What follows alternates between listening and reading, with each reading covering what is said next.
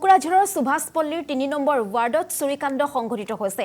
ব্যৱসায়ী জয়দীপ সাহা ৰয়ৰ বাসগৃহত চুৰিকাণ্ড, আলমিৰাৰ লকাৰ ভাঙি লুটি নিছে নগদ ধন। প্ৰায় ৭ লক্ষাধিক টকাৰ সোণৰ আওলংকাৰ লুটি নিছে চোৰে। ঘটনা সন্দৰ্ভত কোকৰাঝাৰ থানাত এজাহাৰ দাখিল কৰিছে ভুক্তভোগীয়ে। কোকৰাঝাৰত চোৰ ডকাইতিৰ সংখ্যা বৃদ্ধি পাইছে। এজন ব্যৱসায়ীৰ ঘৰত চোৰৰ লুটপাট, লুটি নিছে নগদ ধনৰ লগতে আওলংকাৰ। আৰু ইতিমধ্যে আৰক্ষীক খবৰ দিয়া হৈছে। আৰক্ষী ঘটনাস্থলীত উপস্থিত হৈ তদন্ত আৰম্ভ কৰিছে।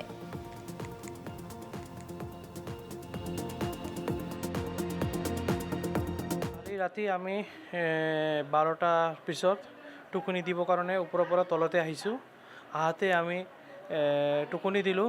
মৰ্ণিঙত 7টা বজাত চাই কিনে চালোঁ আমাৰ দৰ্জাখিনি খোলা আৰু আমাৰ কি বুলি কয় গেটটো খোলা আৰু আমাৰ মেইন ডোৰটো খোলা। আমাৰ মিছেছক টোকনি দিলে শুনো যে এইবিলাক কেনেকৈ খুলিছে, তুমি খুলিছা নেকি?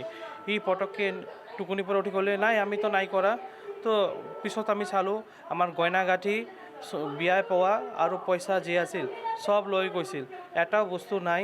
আমি পিছতে প্ৰশাসনৰ ওচৰতে গ'লোঁ, FIR এটা দিলোঁ। আমাৰ মানে যিখিনি কষ্ট কৰাৰ মূল্য ধন আৰু কেছ টকা দোকানৰ কামাই কৰা চব মানে আমাৰ এইটো বস্তু লৈ গৈছে চোৰে। এতিয়া কোনে লৈছে প্ৰশাসন যাতে এইটো অলপ তদন্ত কৰি ওলাই দিয়ে আমাক, আমাৰ প্ৰশাসনৰ ওপৰত এইখিনিও অনুৰোধ থাকিব।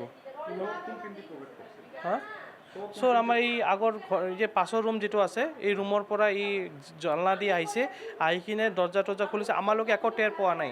মানে আমি কেতিয়াবা ৰাতি অলপকৈ মানে দেৰিকৈ উঠোঁ। কোকৰাঝাৰৰ সুভাষপল্লীৰ ৩ নম্বৰ ৱাৰ্ডত চুৰিকাণ্ড সংঘটিত হৈছে।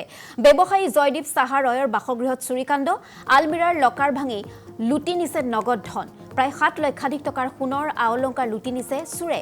ঘটনা সন্দৰ্ভত কোকৰাঝাৰ থানাত এজাহাৰ দাখিল কৰিছে ভুক্তভোগীয়ে। কোকৰাঝাৰত চোৰ ডকাইতিৰ সংখ্যা বৃদ্ধি পাইছে। এজন ব্যৱসায়ীৰ ঘৰত চোৰৰ লুটপাট, লুটি নিছে নগদ ধনৰ লগতে আওলংকাৰ। আৰু ইতিমধ্যে আৰক্ষীক খবৰ দিয়া হৈছে। আৰক্ষী ঘটনাস্থলীত উপস্থিত হৈ তদন্ত আৰম্ভ কৰিছে।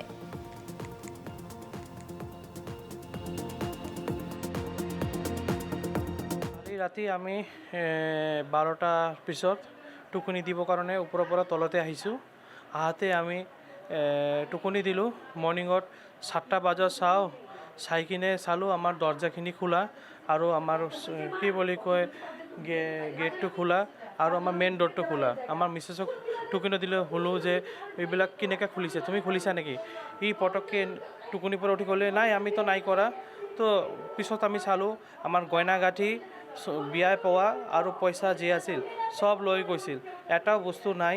আমি পিছতে প্ৰশাসনৰ ওচৰতে গ'লোঁ, FIR এটা দিলোঁ।